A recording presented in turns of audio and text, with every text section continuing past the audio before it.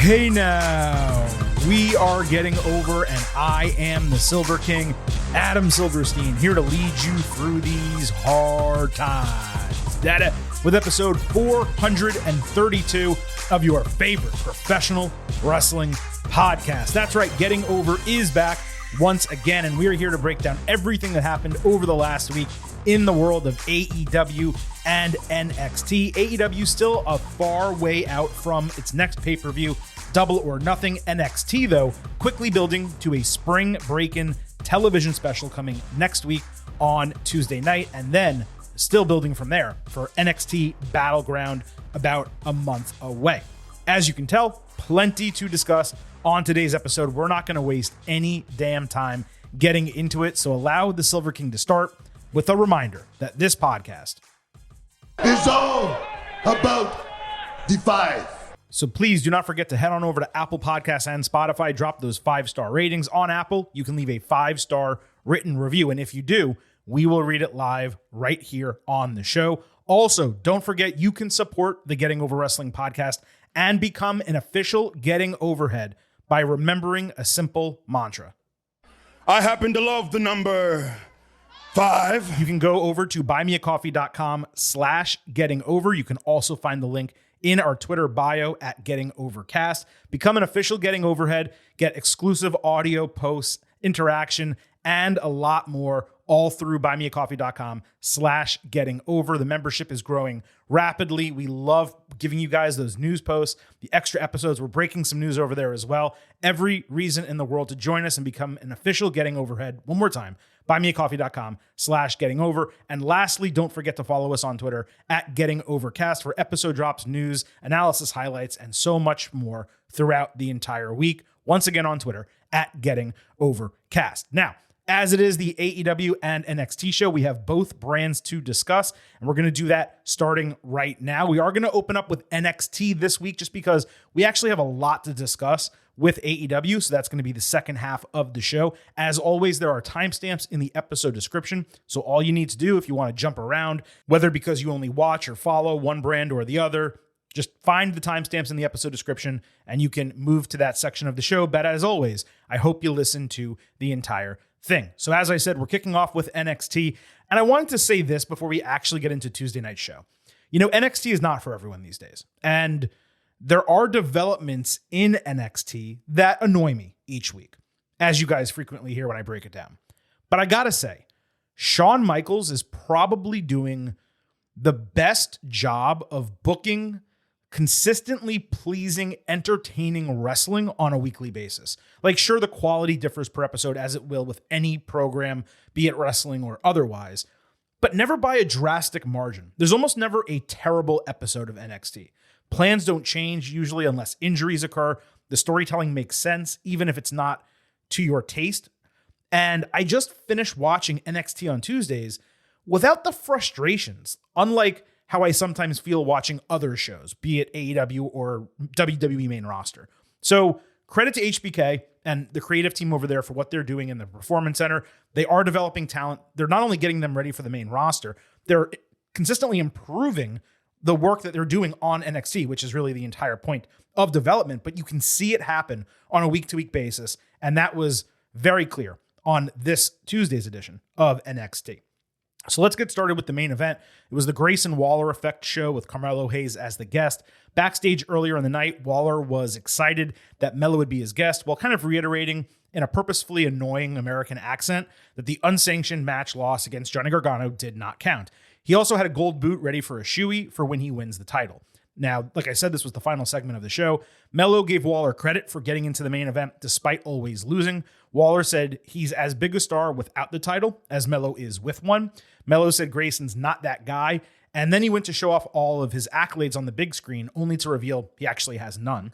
This got heated with Waller saying Melo can call up MVP and carry Omos's bags over on the main roster. Melo came back saying Waller could jump into the Prime costume with Logan Paul. Waller countered that in the costume, he'd be more relevant than Hayes is now. And it ended really hot as well, with them screaming and new, and then and still jawing at each other as NXT went off the air. And in a really cool piece of like social media continuation, because the Grayson Waller effect is also streamed on Instagram Live simultaneously, they kept that camera going. The insults continued once the TV show ended. They got into a brawl, and you can find that clip online, which I just thought was really cool. NXT uses social media better than any brand or any show in professional wrestling, and credit to them for actually doing that. Now, this was a really hot go-home segment for what should be Waller's last match in NXT. It was the best anyone has fared on the Waller Effect show. And that's also a credit to Grayson because he actually let Mello speak without interrupting him like he's done for pretty much everyone else. Now, some of their back and forth fell a little bit flat, but it was hot overall. And we're getting a premium live event, main event on television next week. Like I said, I do expect Waller to lose and that to be his final match in NXT. I do believe he'll get selected as part of the WWE draft. The tag team championship was on the line. Gallus against the Creed brothers and Dyad in a triple threat. NXT opened with like a video package that was recapping last week, but Vic Joseph cut into it because the chaos began with all these teams brawling on the entrance ramp. That led directly into the match. All the teammates were ringside, the men and the women. Julius Creed hit a perfect moonsault followed by a crazy high-effort gut-wrench powerbomb. Then he frog flipped out of a body drop. Brutus O'Connor rolled Wolfgang while simultaneously hitting a Northern Lights suplex with a bridge. Now, he would have easily gotten like a 5 count on this pinfall, except the referee stopped the count during the suplex portion, despite the fact that he never lost contact with the O'Connor roll. So the match should have been over here. The 4 challengers eliminated Gallus into the steel steps.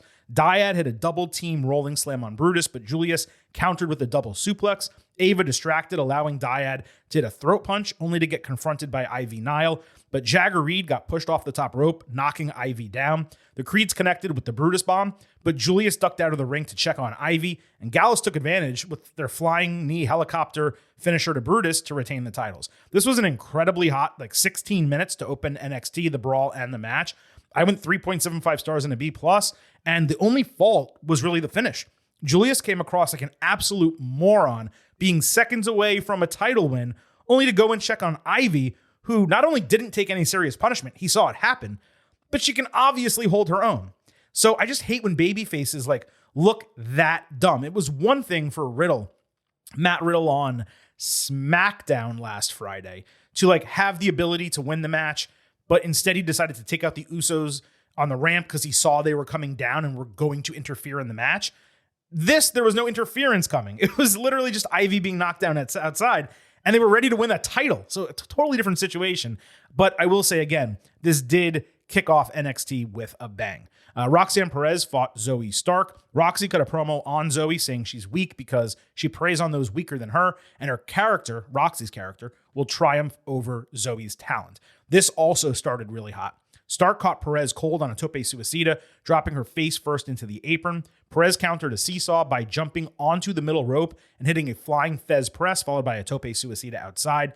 Stark escaped Pop Rocks, hitting a super kick and a half and half for a false finish. Roxy then countered Z360 into a rolling pin attempt, then avoided Stark in the corner, jumping onto her back for Pop Rocks and the win. Roxy grabbed a mic after the bell, but Indy Hartwell beat her to the punch. Indy said she'd uphold her promise and give Roxy the first title shot, given she never got pinned for the strap, and the ladder match never would have happened if she didn't have the anxiety issues. Perez politely accepted, and they were about to shake hands until Tiffany Stratton interrupted, saying Hartwell was a lucky champion dodging her. Indy had enough. She called Tiffany a bimbo and decided to put the title on the line in a triple threat instead. Now, when I tell you, going back to the match, that I made audible noise in the finish of this match, that's no exaggeration. The counter into Pop Rocks was a tremendous finishing sequence over the final minute. The match was freaking awesome. I also went 3.75 stars B+ for this. They could both be on the main roster tomorrow, Zoe and Roxy. No question about it. I wouldn't even blink. Roxy is actually more polished on the mic. Both can completely go in the ring. Neither of them actually does seem ready, but if they were part of the draft, I wouldn't be surprised. The post-match was also strong, but a triple threat of this caliber seems way better suited for Battleground than a TV special. And I wonder if that's because one or more of them is going to get called up in the draft. Now, perhaps Indy got the title win as a goodbye NXT salvo, like a feather in her cap. And I could definitely see Tiffany getting strapped up and then feuding with Roxy coming out of it leading into Battleground. Or there could be more than one call-up. If that's the reason for going triple threat, it's going to make a lot more sense because this is a really high caliber. Again, this is a premium live event match they're putting on television. And I just do believe there will be a title change. And I think it makes a lot of sense for Indy to drop it to Tiffany and get called up, join Candice LeRae, and be part of the Raw roster. We'll see if it happens, but that is my expectation as of right now. Odyssey Jones made a big babyface entrance with commentary praising him as a fan favorite when suddenly Braun Breaker speared his ass out of nowhere. He called the fans fat rednecks and called Chase U clowns. Duke Hudson came through the crowd with the MVP trophy, demanding Braun keep Andre Chase's name out of his damn mouth. It led to Hudson challenging Breaker for Spring Breakin. That was a mouthful indeed. Braun started coming back when Duke cut him off and clarified the match was actually against Andre Chase, not him. Breaker turned into the camera and promised to spear Chase in half. Now, the star of this segment was Duke Hudson, and that should not have been the case. This was easily Duke's best promo, full stop, since debuting in NXT. And Braun, even though the heel turn is the right move, as of now, it's lacking believability. I don't believe his words.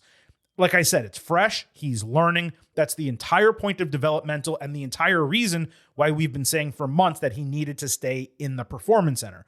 But through 2 heel promos at this point, to me, it's mediocre at best, and he has a long way to go. Cora Jade backstage said she was being nice in her promo, tearing down the women's division last week. Gigi Dolan interrupted, saying it was just anger displacement for Cora, and she was ready to kick her ass later in the show. That led to Dolan versus Jade. Gigi hit a Bronco Buster. JC Jane tried to interfere, but got tackled out of the ring, thrown into the steel steps, and tossed over the announce table into Booker T. When Dolan got back in the ring, Jade immediately caught her blind with a pump knee and hit a DDT for the win. Jane laughed her ass off over the announce table. Then Lyra Valkyria interrupted Jade's promo. She was surrounded by smoke, and she made a challenge for Spring Breakin. JC in the parking lot said Gigi's life is only going to get more difficult and talked about Dolan leaving her then 7-year-old brother to get abused when she went out on her own. Jane promised that she would make Dolan run away from NXT just like she ran away from her family. Now, the match was probably the weakest part of all of these segments. Both the Jade Dolan backstage confrontation and Jane's parking lot promo were strong. The latter, Jane's parking lot promo, man, it was outstanding. That was a good one, yeah. There is no doubt that JC has the gift of gab for sure. And coupled with pretty solid in-ring ability, she has it and an extremely high ceiling. And this is a shocker to me because I always thought that Gigi would be the star of the two. And I do think that Gigi can and will be a star, will be a legitimate main roster women's performer. But JC Jane, what she is showing on the mic, the promo ability, it's top heel level. If the wrestling can kind of level up to that, they got something really special in her. The North American Championship was on the line. Wes Lee defending against Charlie Dempsey. Drew Gulak caught Lee during his entrance with a shot to the throat that put him behind the 8-ball at the bell. Lee quickly hit a tope cannonball senton and went on a high-flying run before getting grounded as promised by Dempsey. Lee ate a German into a bridge for a closer fall than they probably planned. Wes caught Gulak with a European uppercut to knock him off the apron, and in one motion, flipped into the cardiac kick to retain the title. In another banger of a match on a show that was just filled with them, Gulak attacked after the bell. The champion got double-teamed with a powerbomb and a hooking German suplex that actually dumped Wes on his head. He was okay. Gulak then held up the title after the bell, calling Wes a flash in the pan. Now, Wes Lee against Gulak, that's going to be a great match. And this was kind of fun, seeing Wes wrestle in a bit of a different style against a really talented dude in Charlie Dempsey. You might think the styles would have clashed here. They didn't. It worked really well together, and I'm excited to see what Gulak can kind of bring out of Wes Lee when they get to go head-to-head. That should be exciting coming up soon. Pretty Deadly backstage were proud of standing up to the D'Angelo family last week and how it proved they were more than a couple of just good-looking guys. They challenged them to an Anything Goes match next week at Spring Breakin. Then over in their Italian restaurant, the D'Angelo family was fuming about last week's attack, wondering how to take Deadly out. They settled on a trunk match. A solid promo, actually, to start from Deadly, and entertaining stuff from D'Angelo family. Also, a fun, inventive match stipulation for next week. All good in the hood here. Dijak in the parking lot got angry about an Ilya Dragunov question after saying he was ready for the WWE draft if it came for him. Apollo Crews had a problem with his attitude. Dijak suggested that he wanted to show out for the draft, he being Apollo, and that led to a match. So we had Crews against Dijak. There was great action throughout. Dijak avoided a frog splash, landed on his feet, flipping through a German suplex before booting Apollo. Dijak also avoided a standing moonsault, catching Crews with a choke on his neck for a sit-down choke bomb and then a false finish. Dijak then caught Crews attempting to jump into the corner, immediately turning him into Feast Your Eyes for the win. Dijak went to attack further after the bell, with Dragunov making the save and booting Dijak out of the ring. Fun, high-quality match. Pretty intense finish. If I've said it once, I've said it a dozen times. The choke bomb is a better finisher than Feast Your Eyes, which is just too slow to develop, and it's really inconsistent with its execution. And with Crews losing here, it feels like a return to the main roster through the draft is imminent. I don't exactly know that the main roster needs him. I like Apollo a lot. His run in NXT has been mediocre. At best, his promo has improved, which is a huge positive. I'd like to see him back on the main roster. I don't know what he would do over there, but it doesn't feel like him remaining in NXT makes a lot of sense. Josh Briggs went to Kiana James' office asking her to speak to Brooks Jensen since he's been ignoring him. James came off like an asshole. Then Jensen walked in nicely dressed, wearing his hair pulled back and glasses. He still had that awful mustache. Brooks yelled that they're not family and he's not a kid because Kiana treats him like a man. Briggs eventually left, all teary-eyed. Later in the bar, Briggs was complaining to Fallon Henley about everything. When Jensen and James walked in, saying Briggs was holding them back, that he, Jensen, was the star, and Henley was jealous of their relationship. Then they challenged them to a mixed tag team match, which was quickly accepted. I gotta give Briggs credit because he was able to show real emotion and do some actual acting here, far better than anyone else in this entire storyline. Did that now make it good? No. Definitely more interesting than the last couple of weeks, but this turn and the mixed tag team match, it feels like a really rushed development for a long-term storyline that for many weeks was just repetitive, the same thing over and over again. And ultimately, we all know it's going to end with Jensen coming to his senses and the trio reuniting. So I don't know. It just felt like rushed more than anything else here. And I don't think any of them's getting called up. So, executing it so quickly and not stretching it to Battleground, for me, didn't make a lot of sense. Nathan Frazier debuted a single camera show called Hard Hitting Home Truths with Nathan Frazier. It was Last Week Tonight style with him in the John Oliver role. He said NXT is cutthroat and the only way to survive is never slowing down. The good from this was that it showed some charisma and speaking ability. The bad is that it was corny and unfunny. I mean, by direct comparison, it was 100 times better than QTV over in AEW.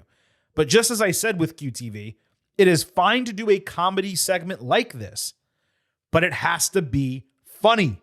And this was not funny. Also, the name is way too long. I cannot imagine they created a concept list of names to call this segment and that this is the one that they wound up on. Doesn't make any sense. I would give this a 4 out of 10 with a ceiling of a 7 out of 10. It's not going to get much better than that, but maybe they can get there if they put some comedy in and if it starts making sense.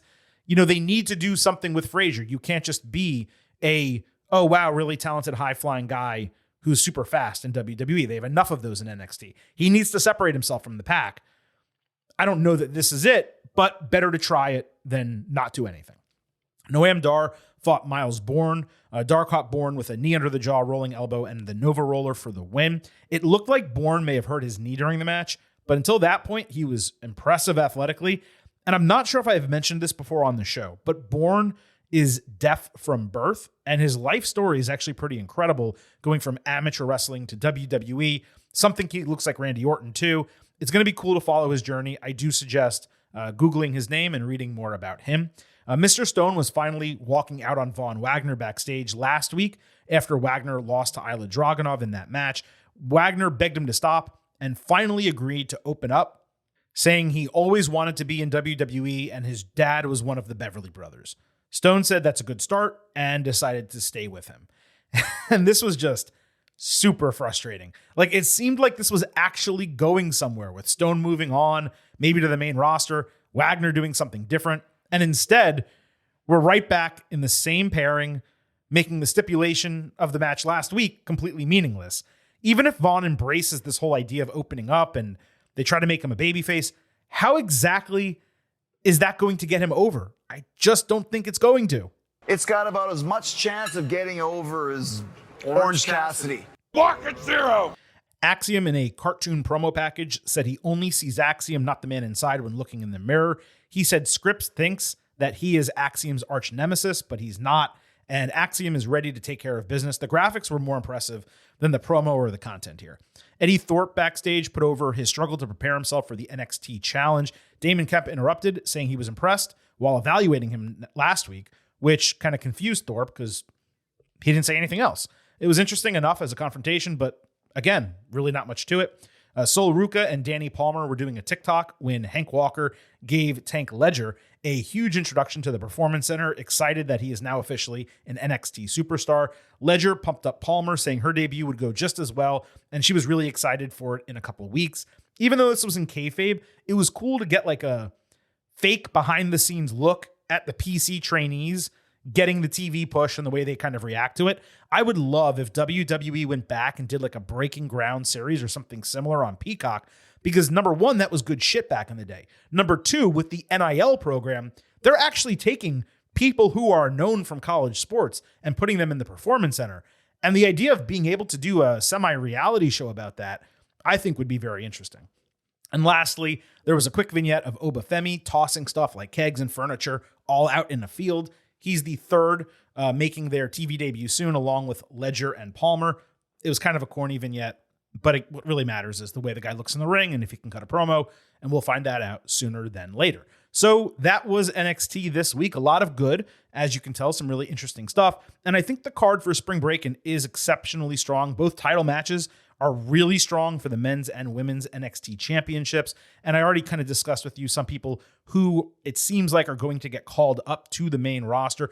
Don't be surprised if Cameron Grimes is part of the WWE draft as well. There is a render going around of him. The way he looks now, he completely built himself up.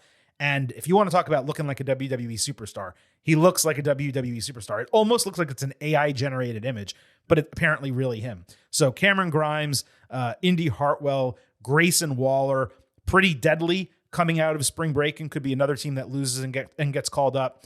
Don't be surprised if that happens. And I do think we're going to see a significant number of NXT talents as part of the WWE draft coming up in less than 2 weeks. So with NXT out of the way, let's move over to AEW. And before we get to what happened across Dynamite and Rampage, there's some big news in the AEW world. And that is that reportedly CM Punk is on his way back to the company. Obviously, he's still recovering from injury, but once he gets that clearance, he is expected to return to AEW. And not only that, AEW is going to be starting a 2-hour Saturday night show, likely called Collision, which Punk is supposed to front as part of a split roster. Now, there's different reporting on whether that's going to be a hard split, a soft split.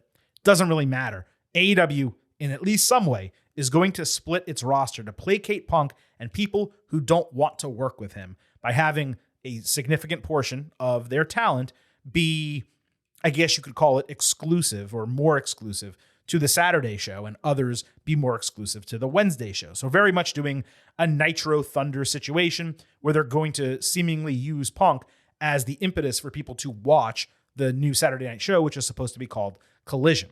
They being AEW, have booked a June 21st date in Chicago, which seems like it could be a possible return date for CM Punk.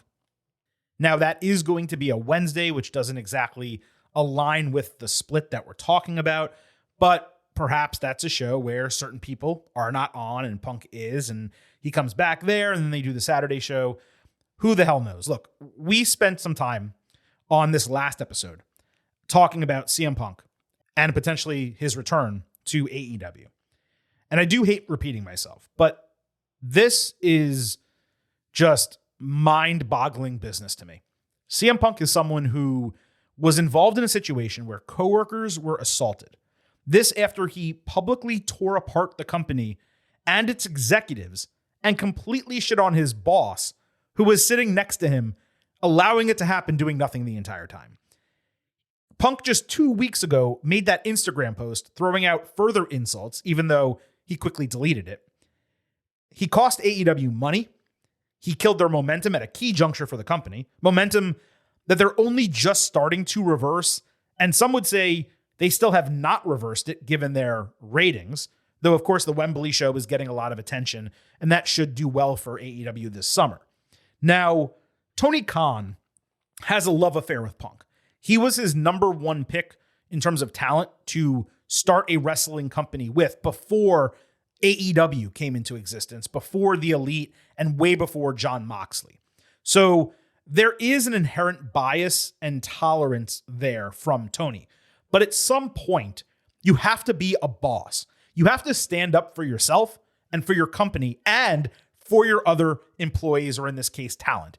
You have to drop your nuts on the table and stop acting like a fan and say, no, I can't bring this guy back. This is not something that would be accepted in any of my non-sports businesses. And even with the Jaguars or Fulham, if an athlete did what Punk did to the franchise and teammates, we would cut or trade this guy as soon as possible. But not only is Khan welcoming Punk back, he's willing to divide his roster both literally and metaphorically. I mean, the roster is already split metaphorically to some degree regarding Punk.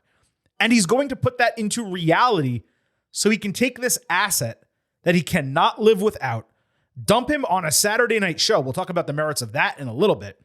And then limit the roster that is willing to be on that program. This is another example of Tony being a really strong matchmaker, but not a true leader. Let's not forget, none of this needed to happen in the first place. If he had handled the backstage drama before All Out and not let it fester and grow, then the Brawl Out press conference doesn't happen. Punk relinquishes the title due to injury and returns to tremendous fanfare. But he let it fester and didn't address it. And now he's choosing Punk over guys with whom he started the company, guys who gave them their brand name. Kudos to him for that sales job, by the way, convincing the Elite to let him use Elite. And Tony Khan is doing this at a time where the Elite don't have any other options. 2 or 3 months ago, it was believable they could wind up in WWE. Now, with Vince McMahon fully back, the Endeavor sale, there is far too much uncertainty for them to make the move. So the Elite are stuck. Khan is bringing back the guy he favors over them, and he's splitting the AEW roster, whether a soft or hard split, it's being split. And the locker room will inherently get further divided over it, all because he wants back a 44-year-old guy who has gotten injured both times he's been given a world title. The second time, almost burning the company to the ground after the fact. Does he expect Punk to change? Let me tell you something. I'm not near his age yet, but 44-year-olds with a history of this behavior, disrespect, ego, they don't change. Like Randy Orton is an outlier, and those changes occurred in him about 4 or 5 years ago when he was still in his late 30s, but there were extenuating circumstances to that. The fact that he had a family and was part of a really diverse locker room and remained part of that locker room for such a long time that he learned from his surroundings. I digress. It is absolutely wild to me that Tony is doing this and that he allowed Punk and FTR to put so much out in the public discourse back first when it happened, but even over the last 2 or 3 weeks. Dax Harwood has been out here pushing this shit for months, and Tony just let it happen. Now, the FTR podcast is going away, and we are not going to have to deal with 100 Dax headlines each week, but let's not get it twisted what happened over the last couple of months.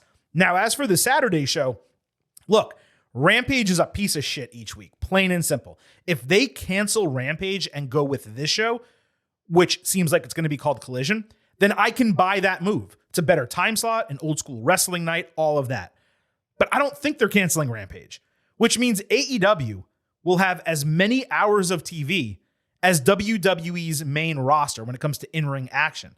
That is an absolutely absurd notion when they cannot even book Rampage well, like 19 out of 20 weeks. And I'm not sure, like, the cause effect of the matter. I assume the show came before Punk's association with it. But Punk is essentially being given his own show here. What happens when he gets hurt again? What happens when there's an incident with that roster, whether minor or major? What happens if Punk decides he's just done with wrestling at whatever point? Also, who is sitting home and watching a regular wrestling TV show on Saturday night? It's one thing for a pay-per-view or a premium live event that you can call appointment viewing, but I'm almost never going to watch this live. It's frequently going to be going head-to-head with major college football, WWE premium live events, UFC pay-per-views, and boxing pay-per-views. That's not even to mention other major sports. Saturday 8 to 10 p.m., let's say, is far better than Friday at 10, but it's still bad. Let's not forget, by the way, Tony also has Ring of Honor, which now has a weekly streaming show, and Dark and Elevation, which are weekly YouTube shows. I don't even know the length of those. That's like 6 of 7 days each week with wrestling and 9 to 10 hours of total in-ring programming. This guy is also running 2 professional sports teams that, frankly, are far more important than the wrestling business. What the fuck are we doing here? Like, seriously, talk about an overextension. It's also another night of taping. And AEW attendance, it's not like it's going through the roof or anything. I mean, it's holding its own. It's doing fine. But you're adding another taping day per week, and they're doing the house shows. I mean, look, if AEW is like about to get an influx of cash from the TV deals and they're about to raid the WWE roster and get like Mercedes Moné, obviously she's a free agent, and Drew McIntyre leaves and they grab Bayley and Becky Lynch and they start signing this person and that person and just throwing money at them, okay, maybe the star power can lift the product temporarily. But the roster is already insanely large. And from the Punk move to the TV show to everything, this just sounds like a fucking disaster in the making. And get prepared, by the way, to see a lot of fans who wanted to shun Punk and said, screw him, I'm AEW, he screwed them and all this.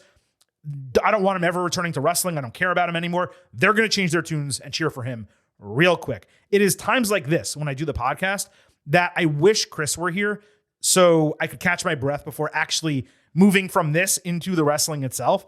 But I do have to move along. I just got to say, folks, I don't see how this works. I don't see how it's a good idea. And like I said, it to me spells disaster. I hope I am wrong. I do not think I'm going to be. So with that, let's move over to Rampage and Dynamite, everything that went down this week. On Rampage, Jungle Boy fought Shawn Spears. In the pre-match, Spears clarified he was not there on MJF's behalf because they no longer speak. He just wanted a title match as bad as Jack. Spears hit a draping DDT. Jungle Boy came back with a flatliner. Then Jack countered a move into a relatively mediocre pinning combination and got the win. The match was solid, but really what I was trying to figure out is why couldn't Jungle Boy get a decisive win with his finisher against a guy who has not wrestled on AEW television in 6 months? Like, AEW overprotects so many people. Spears is basically a mid-carder at this point. Let Jack beat his ass clean, especially given that he's going for a number 1 contendership. So that moved us over to Dynamite. Jungle Boy, Sammy Guevara, and Darby Allin entered in succession to open the show. Darby said he liked Sammy most of all the pillars, but he's the least qualified as a challenger, and Chris Jericho is holding him back. He also said Perry worked the least hard to get there because he was favored by the California clique, and he's not intimidating.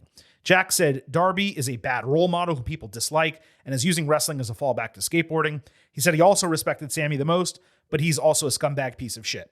Sammy said Darby, like him, will take risks, but that he was a better TNT champion and will become world champion before the other two. And this was certainly one of the AEW Dynamite opening segments in history. It started odd, it never got better with these three. Darby turned into a tweener-leaning heel for no good reason. None of the three had any intonation or bass in their voice. The shots were mild at best, and as a viewer, I was waiting and hoping to see someone else come out that would save the segment and pique my interest. And MJF eventually did just that. After 13 excruciating minutes, he took a shot at Britt Baker. It's been clear that Adam Cole is being built up to challenge him for the title at All Out, or perhaps even later, maybe even be the guy to take the title off MJF. Then MJF announced a Pillars tournament with the winner facing him for the title at Double or Nothing. It's actually a gauntlet, not a tournament, but I digress. He pulled Darby's name out of a hat, giving him a bye in round one. That set up Guevara and Perry in the main event, with the winner facing Allen next week. It was a struggle to kind of understand why this was the booking. The trio of challengers, they're all 2-0. And Double or Nothing is not for another 5 weeks. I don't exactly see why they could not have stretched this 2 additional weeks, making each of them like win their way into the final round, which would be a triple threat match for the number one contendership. That's just one example. Another would be to do a mini round robin where they all have to fight each other, and then they wind up going into the triple threat or a singles match, depending what the outcomes are. Now, this is better than MJF's challenger having to jump through hoops, but it retroactively made the last month meaningless, and the opening part of the segment did absolutely nothing to build intensity towards the match. Now, all of that said, of course, the wrestling in both of the matches I expected to be great, but it felt like more time should have been spent on building to the number one contender, because now one of these guys is going to have to sell a pay-per-view main event for an entire month across from MJF. Now, MJF interrupted a Sammy interview backstage with an offer, a guaranteed spot in the main event of Double or Nothing, and a blank check if he just lays down. It was very weird the way MJF said this, and I'll explain a little bit in a moment. Sammy filled out the check, and MJF was floored by the number that he put down, but he accepted it anyway, and they hugged. And like I said, this was confusing because as it was presented, I thought the offer was for Sammy to lay down on Dynamite. But the actual offer, because he said you're guaranteed to get in the main event, but the actual offer was for Guevara to lay down if he wins both matches and winds up in the main event of Double or Nothing. That, of course, makes a lot more sense. That did play out in the show's final match, which was Jungle Boy against Guevara. Sammy hit Spanish flies off the top rope inside and off the apron to the outside. Jungle Boy came back with a flying Canadian destroyer, which, like, holy shit, I didn't even know that was possible, as fluid as they did it. Guevara came back with a flying cutter and implant DDT that looked super dangerous. Jack was literally dropped on the top of his head. Taz even winced about it on commentary. Perry countered GTH into a Poison Rana. Sammy came back with a Poison Rana that Jack completely no-sold into a lariat to the back of the head. Guevara then drop-kicked Perry off the middle rope, sending him flying into the corner of the timekeeper's table. At this point, the referee starts counting him out. Gets to like 6 or 7. Sammy grabs the referee as he was about to say 8. MJF runs in, punches Perry in the head with the Dynamite Diamond ring. Then he jumps over the barricade. Guevara releases the referee, who doesn't restart his count. He just goes 8, 9, 10 for the count-out victory for Sammy. MJF then ran into the ring and celebrated with Sammy, even carrying him on his shoulders. They were hugging, praising each other with bows as Darby watched the entire thing happen from the rafters. Now, this was classic heel shit, and I loved it. Not just the creative aspect, but the execution and the celebration. It was a great way to eliminate Jungle Boy from the title picture without having him lose clean. Fun stuff for a TV main event. Now, that said, it kind of makes curious the other creative decision on this show, because it's obviously not going to be MJF and Guevara main eventing Double or Nothing. Now, my expectation is Sting stops MJF from interfering next week. That would pay off the confrontation from 2 weeks ago. And if the title match does wind up being MJF and Darby, why the hell would you have put Darby in a tweener heel role in the opening segment if you need him to be a white meat babyface opposite MJF? As I said earlier, it feels like they kind of had an extended storyline to tell, but gave up on it or changed plans. The semifinal match feels rushed. It's now going to determine a number one contender next Wednesday, again, with 5 weeks left until the pay-per-view. With so many challengers, this needed time. It was seemingly being given to breathe, but now the oxygen is getting cut off with a lot of time left. We'll have to see how it goes and whether it plays out that way, or perhaps it ultimately makes sense in the end. On Dynamite, the Elite came out to speak with Kenny Omega's hair all dark. His eyebrows also looked really weird. Omega said he wished that he connected on Jon Moxley with the screwdriver. Then he made a direct challenge to the Blackpool Combat Club. Bryan Danielson backstage on the big screen criticized them for having nothing to say as the rest of BCC attacked from behind for a brawl around the ring and into the crowd. The camera work made it look chaotic, but really it was just kind of 6 dudes punching each other. Wheeler Yuta slammed Matt Jackson in the injured shoulder with his title. Claudio Castagnoli then powerbombed Nick Jackson, and Mox planted Omega with a Death Rider. Danielson then came out calling them all amateurs, though he expected Omega to be a professional. Don Callis ran down the ramp with a chair, only to see everyone beaten. So he turned around, hightailed it out of there, and ran away almost like a cartoon. It was very funny. Bryan then pulled out a screwdriver, and Callis eventually dragged Konosuke Takeshita out for the save. He and Omega teamed up to clear the ring, and Callis raised their arms before raising the arms of all 4 guys. Interesting that Takeshita is involved here and not Hangman Page. Maybe Callis was trying to like box out Hangman with Takeshita. Omega's promo to start was bland as hell. And this is after I praised his taped promo from last week. The brawl was a bunch of whatever also, but the way this played out at the end with Callis and Takeshita was awesome. Brings further intrigue to the storyline, as well as an unexpected element outside of the actual elite themselves. Definitely curious and interested to see where this all goes. On Dynamite, Britt Baker and Jamie Hayter fought Ruby Soho and Toni Storm. Saraya tried to grab a terrible towel out of the hands of Baker's mom at ringside. Then the heels attacked the faces before the bell. Britt countered Storm Zero into an air raid crash. The faces hit dual ripcord strikes and more for a broken fall. Baker ate a hip attack, then got hit in the head with the weakest title shot I've ever seen from Saraya for an immediate cover and a 2.5 count, appropriate based on the terrible title shot, but having no impact was ridiculous in kayfabe. Hayter at this point got thrown into the steel steps. Baker came back with Panama Sunrise and a stomp on Soho. She booted Storm off the apron twice and then got lockjaw for the submission victory, basically beating the heels 1-on-2. This is one of those match bookings that both make sense because Baker's in Pittsburgh and AEW always puts over its stars in their hometown, but it was also ridiculous because Hayter was a total non-factor in the victory. The heels had the numbers advantage. It was really 1-on-3 because Saraya was out there, and Britt just mowed through them like she was Bianca Belair taking down Damage Control. The heels looked weak as hell here. Better booking would have been Hayter clearing the deck for Baker to get the win. That way the champion looks strong, but the hometown girl gets the W and gets the pop. Plus, after this squeaky clean win with the faces overcoming cheating, all that seemed to be left is Hayter defending her title against one of them. Saraya was the only one not to lose, and her getting a title match, it's just going to feel forced. But that appears to be the direction. The crowd in this moment was hot for Britt, and the action was strong. But from a creative standpoint, I thought it was a big-time head-scratcher. Later in Dynamite, Adam Cole and Chris Jericho had a face-to-face confrontation. Cole talked about idolizing Jericho, so they shook hands. Jericho came back saying, "I have zero respect for Cole," who he called an arrogant son of a bitch. Cole called him a jagoff, an insecure, fickle, stupid idiot, then got in his face. Jericho shoved him. Cole attacked. Then Daniel Garcia ran down for the 2-on-1. Baker made the save, pulling Jericho off her boyfriend and slapping him. The Outcast then came out from underneath the ring to attack Britt. Garcia handcuffed Cole to the bottom rope. Baker was forced to watch while in like a submission type of move. Cole dared Jericho to hit him in the head with the kendo stick that Jericho had grabbed. So Jericho handed it to Saraya, who weakly hit Baker in the back with it 12 times. It was like her swatting a fly. I mean, it was the weakest kendo stick shots I've seen in a long, long time. Jericho and Saraya then hugged as the fans chanted "piece of shit," which I wasn't sure who exactly they were talking about because they said it singular, but that's what they chanted.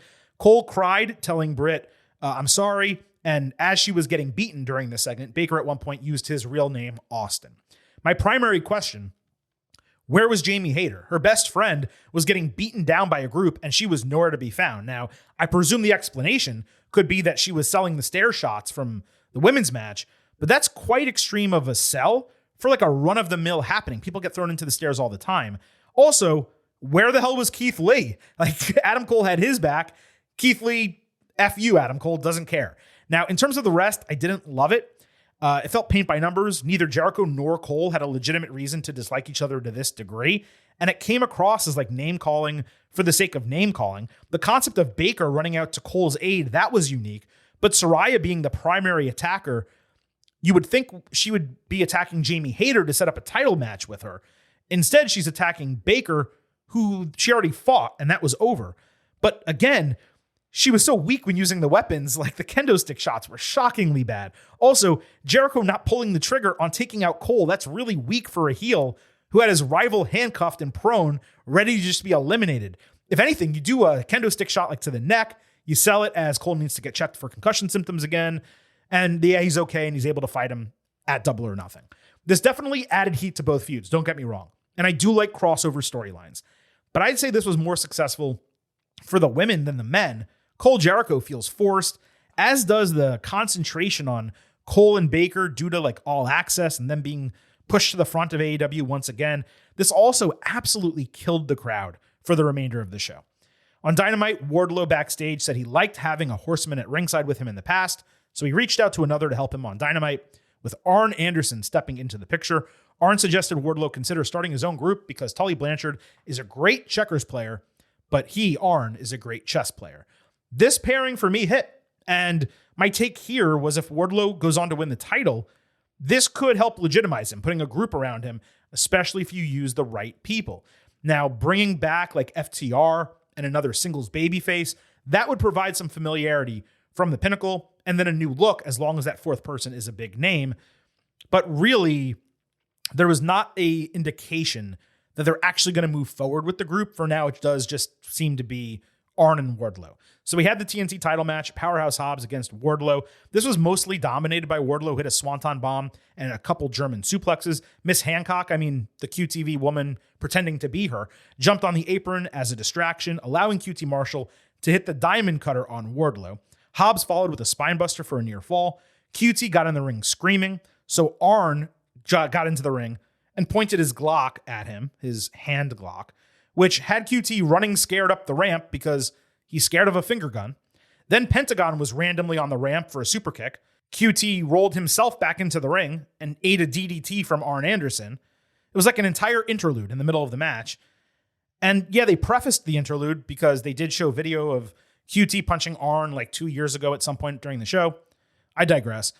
Wardlow then caught Hobbs with 3 powerbombs for the pinfall as he won his 3rd TNT title, ending Hobbs' reign at 40 days. Immediately after that, Christian Cage and Luchasaurus entered to stare down Wardlow from the stage. Now, excuse me if I felt this was an absolute massive disappointment. It started well in theory. Oh, we got 2 big meaty men bumping me tonight. And then it devolved into a bunch of bullshit. Like, consider this booking.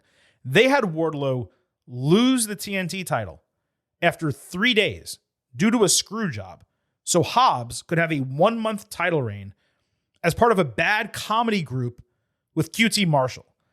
Then they put the title back on Wardlow, but they surround the finish of this guy being crowned in his hometown with the Arn QT antics and then Christian and Luchasaurus coming out after, completely negating any chance for a huge pop and for this guy to add some momentum.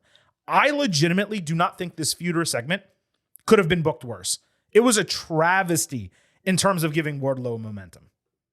You can ask me that 10,000 times, Cole. I'm never going to have an answer for you. I'll never be able to tell you why they booked this way. And by the way, the TNT title has now had consecutive reigns of 46, 28, 32, 3, and 40 to 42 days. 12 of the 17 TNT title reigns in history have lasted 46 days or less. This is a true hot potato title, and it's kind of becoming a joke, not only for the short reigns, but because no one is getting elevated by it. The international title, with Orange Cassidy, previously with Pac, is being treated far better by comparison, particularly now that it's been leveled up thanks to Shazam! Fury of the Gods. On Rampage, Jeff Jarrett, Jay Lethal, Satnam Singh, and Mark Briscoe fought Angelico, Luther, Serpentico, and a jobber. Sanjay Dutt spent time backstage convincing Mark that he really did fit into their group. It was an odd match with Briscoe winning via Froggy Bow. He refused to let the others raise his hand and stormed off. I just can't believe this was put on one of AEW's 3 hours of weekly television. 0.0. On Rampage, FTR came out for an interview saying there was a bunch of speculation about their future. Cash Wheeler failed to mention that it was all manufactured by them, with little doubt what would actually happen. And the news was that they re-signed for 4 more years and would retire at the end of that contract as the greatest tag team of all time. Dax Harwood then tried to paint them as some common men in the middle of a redemption story. He said the next 4 years were about repaying the fans and professional wrestling, and I'm not really sure what opinion there is to have about that. On Dynamite, FTR was about to be interviewed backstage when footage was shown to them of Briscoe being attacked by that jobber group with Ari Daivari and Tony Nese. They ran to the trainer, but Mark said he was ready to fight. The trainer wouldn't clear him. The Jarrett crew and FTR argued about who would fight in Mark's honor, and Briscoe decided that FTR should team with Lethal and Jarrett for the match. I could have sworn this was going down on Dynamite the way that they did this, given Briscoe was not being cleared for Wednesday night. And Rampage is kayfabe on Friday, this week on Saturday, but the match didn't happen on Dynamite. So I'm not sure why Briscoe's clearance was an issue in the immediate period. No further take until this plays out, but if the result ends up being Jarrett and Lethal as the challengers for FTR, especially if it's at Double or Nothing, there's really no words for how bad of a booking that is with all of the talented tag teams on this roster. On Dynamite, Jay White fought Commander. Spears was in the crowd watching, with White distracted by him for some reason. Commander hit his tightrope running springboard twisting moonsault, which was probably the move of the week in wrestling. Spears hilariously held up a 10 for it out of the crowd. Then Commander hit a rope walk shooting star press and springboard Phoenix splash for near falls. White countered him into a suplex and hit Blade Runner for the win. Juice Robinson then pulled Spears over the barricade for a beatdown, with Ricky Starks making the save. This was a fun match, but surprisingly, almost all of it was Commander's offense. I'd have thought for White's in-ring debut since signing full-time, they would have given him a match where his skill would be featured more than his opponent. So the booking was quite surprising, as is him debuting and being presented as a mid-carder alongside Juice when he's a main event level addition. Now, Spears was solid. What I would love is if he's actually duping Starks and winds up joining Bullet Club Gold in AEW. That would be way more notable for him while giving Starks a larger group to go up against. And then also coming out of this, Commander was officially signed by AEW, which, again, talented dude, but like, what's he really going to do there that they don't already have? It seems like a signing for the sake of a signing. On Rampage, Jeff Hardy backstage said he's been crawling out of his own personal hell. He needed to have conviction, eye surgery, and a return to AEW to make his comeback complete. Matt Hardy was excited for the match against the Firm, saying he and Private Party would finally be free when they win. I thought they said they were already free as a stipulation of the Ethan Page match. And if not, why didn't they just write it into the Ethan Page match? The whole storyline here is totally nonsensical, but the match is going to take place at the Hardy compound, so we're about to get something cinematic. Maybe that's at least going to be entertaining. On Rampage, the JAS holes were in the ring trying and failing to rap. Even though it was supposed to be bad, it was truly awful. So the Acclaimed entered and chose to just attack rather than rhyme themselves. Then they pulled out some scissors and were going to cut off Daddy Magic's nipples when he was saved. Like, what the fuck? Next was a challenge for Dynamite, which I could only hope would be the end of this feud. On Dynamite, the Acclaimed and Billy Gunn fought the JAS holes. Apparently, a stipulation was added where the Acclaimed would have to join JAS if they lost. Max Caster was really on point with his rap this week. Cool Hand tried to use a comb as a weapon, but got caught by Gunn, and Acclaimed hit their finishing sequence for a surprisingly fast win, though I was pleased it didn't go any longer, and that this storyline, fingers crossed, is now completely over. At least I hope. On Rampage, the IWGP Tag Team Championships were defended for some reason. Aussie Open against Best Friends. The challengers hugged and hit a Doomsday-style knee strike. Commentary mentioned Legion of Doom here. And JR literally said this line, quote, "I'm so happy here on this program and in AEW, we can show our respect to those that came before us without any fear of retribution." Give me a freaking break, dude. I hate this. I hate this crap. Stop. Stop with the crap.